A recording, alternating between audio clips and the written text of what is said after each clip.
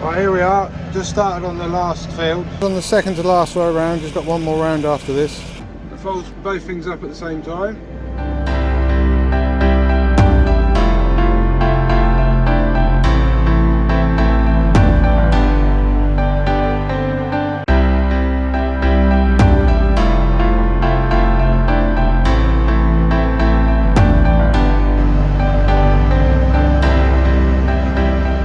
Right, here we are. Just started on the last field, about a 30 odd acre field. Got the power harrow over there, and I'm here with a drill. I've got the drill on tonight, not like I was last night.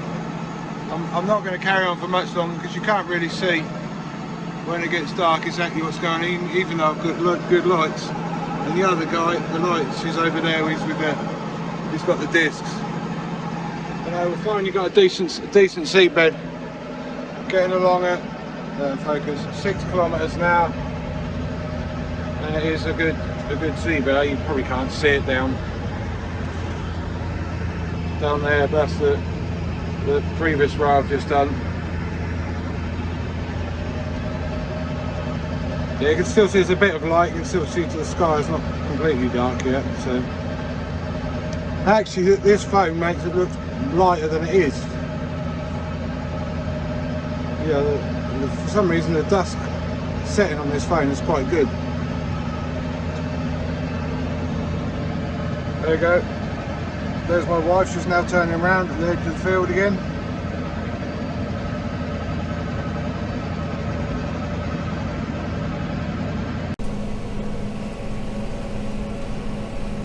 Here we are. It's now Wednesday morning. We've got the disc down here. Got the power harrow here,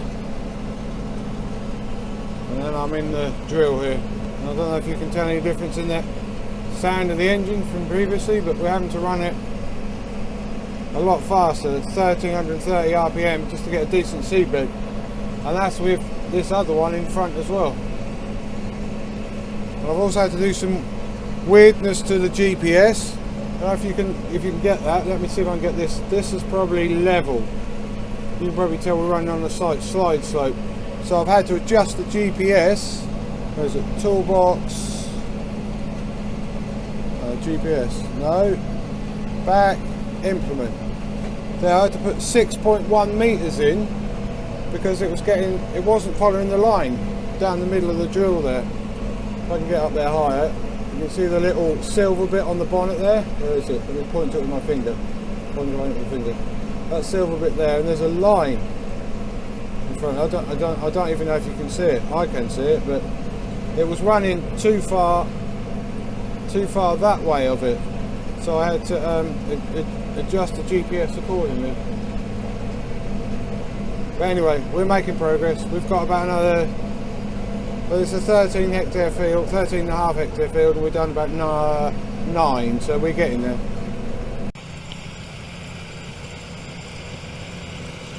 Here we are, he's on the second to last row round, he's got one more round after this.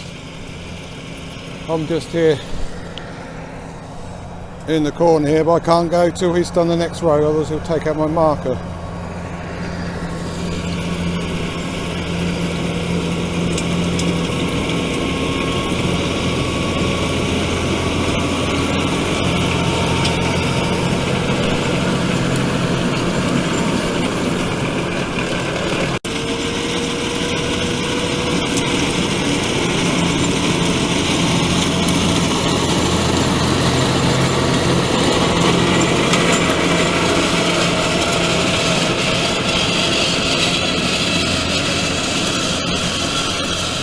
Right guys, here we are. I'm now on the last throw around this last field of beet I'm drilling here. You can see on the screen there, this is the monitor that tells me all what's going on. So basically along the top, 4.3, that's my forward speed. That one there means I've got the headland management thing turned off. I'm not using the headland thing. I'm not sorry, not the headland, the tram light, that's got that turned off, because it's not set up, the markers aren't in the right place for it, so I'm not using that. And then here, you see that's 10, 11, and that'll go to 12, and then that'll go back to number 1 again, start the cycle. That's monitoring each of the rows, and each row, I don't understand how each row can be a different seed space, and I really don't understand it when the whole thing is mechanically driven. It's not electronically driven, it's all mechanically driven. So they're all split into 3 sections. You've got the 3 on the left, the 3 on the right, and the 6 in the middle, because obviously they fold up. But so 1 to 3 is on one wheel, 4 to 9 is on the middle section of the next wheel, and 10 to 12 is on the last section. But yeah, anyway, so that's telling me what I'm putting. That's 1.4 units. Well, I've stepped up a bit now because I'm on the headland. And for those of you who know the seed treatment for this year, it's a cruiser which has got resistance against pests and that. That one has been approved, but only for seed rate applications up to 1.15. So I'm drilling higher than that, as you can see, but I'm using the non-seed treated. So this one's a different one, because some has got seed treatment on, some hasn't. So because I'm on the headland, I've stepped the rate up, and this is the distance between each seed, 14.6 centimetres. So I don't normally drill that close, but I've stepped it up just because I'm simply on the headland. So. And this is the average. 1.39 is basically 1.39, that is 1.4 units a hectare basically. And here, this is how many hectares I've drilled this year. That's how many hectares I've drilled since I've had the machine. That's what I'm drilling per hour, 2.88 hectares an hour. At this speed, but obviously that's not, because you turn around on the head, and I'm almost at the end of the row now. If you watch when we get to the end, you'll see that'll go down to 0, because obviously I'm not actually doing any drilling, am I? So, and then the other one, 1.25. That's how many hours this I've done with the drill.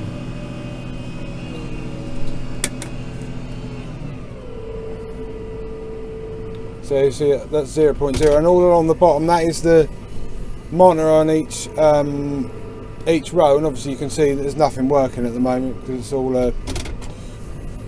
it's out of the ground. So you'll see in a few seconds when I drop it back down, that'll come back up, and then you'll see them all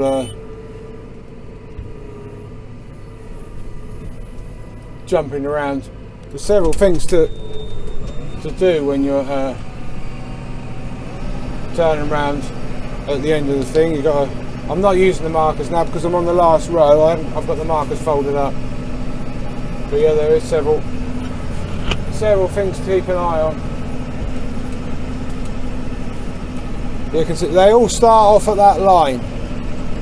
That line is the rate I've got programmed as the sort of like the average, and it'll go up and above. If you look, they've now all jumped all over the place. Because as it's monitoring through the thing, that's how they're performing. But how one could be more than 2, and now that you can see number 3 has jumped right up, how that can do that, I have no idea at all.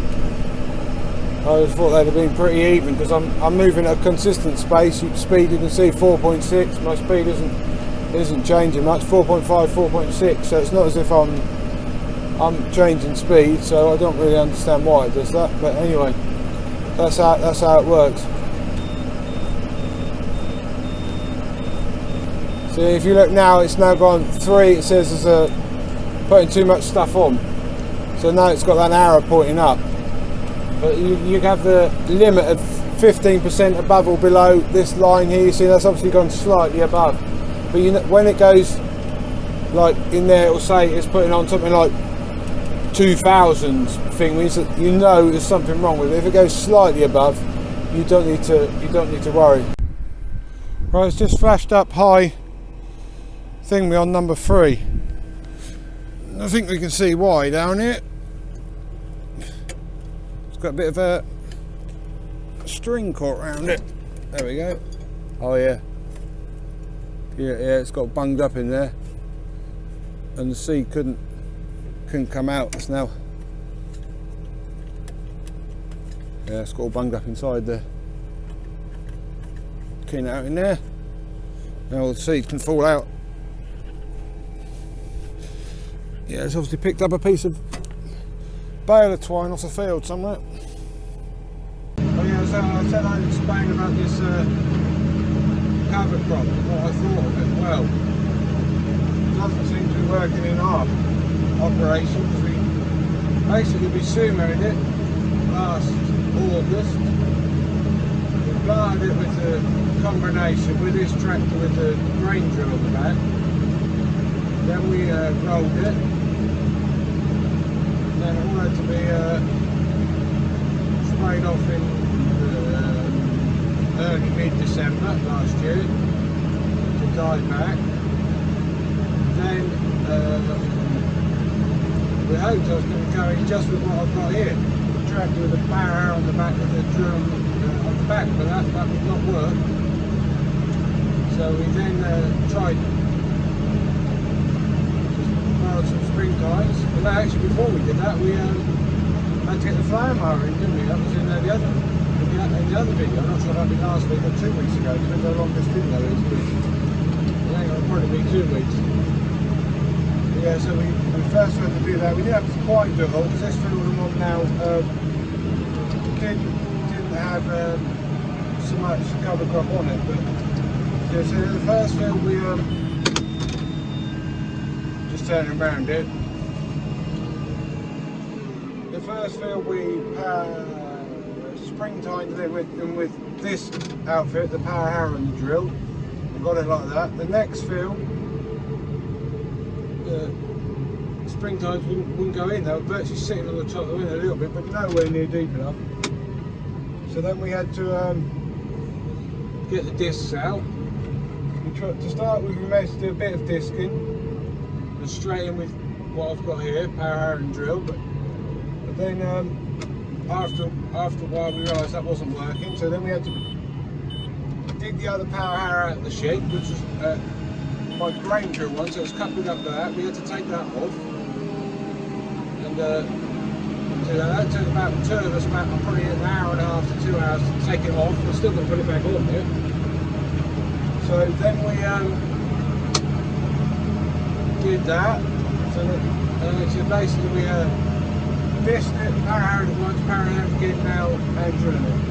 But there was one place, the bottom end of one, we actually had the power harrowed twice in the power harrowed crossways. So, but in a normal season, I can just plough it, possibly run over it with the Colty press, depending on what it's looked like after it's ploughed out, and then go straight in with this combination, and that's it.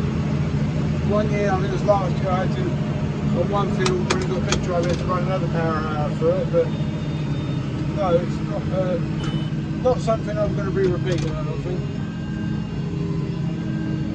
Just, I'm not sure if it doesn't suit our land, where we haven't got, you know, our agronomist wonders if we ain't got the right equipment. He doesn't reckon power harrows are very good on sugar beet land, but both our neighbouring farmers here, they both use exactly the same power harrows as us. The only difference is ours is a Kuhn and theirs is I think theirs is actually Mashio, their ones. So it's exactly the same machine. So, but I don't know. But he said he got people on where he was, that they went straight in with a, I can't remember if he said it was a Germinator or what it was. And that got a good tilth, but definitely not on our land.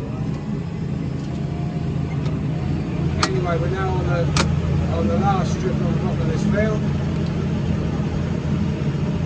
So it should be drilled in about 5 minutes, right? So that is drilling sugar beet 2022. Right, here we are. We're almost at the end of this row. Another few more metres to go. And that'll be sugar beet for the 2022 stroke 23 crop, all planted. So lift the tank up. like that. Then we're just coming to the rows. The rows are up here if you can see them there. So then we lift the power up a little bit so it doesn't take out the seed that's already in there. Then we just pull the drill over the end there, stop the power harrow, cut the revs, just go far enough just to make sure I've got enough. We lift it up, we'll bill at me, tell them it's road failure, that's because I was going slow. Then we fold up, which is this black one here. It folds both things up at the same time. That side's gone. I have to get out there and push that hook down. You can see that hook there. That's sticking up in the air. It's got to go over that pin behind that arm there. Right, that's all done. And then the next thing you have to do is pull this brown one here back, like that, which lifts up the lift kit, which lifts up the drill. There we go. Right, now we're ready to go back to the yard and get a little bit of remaining seed out.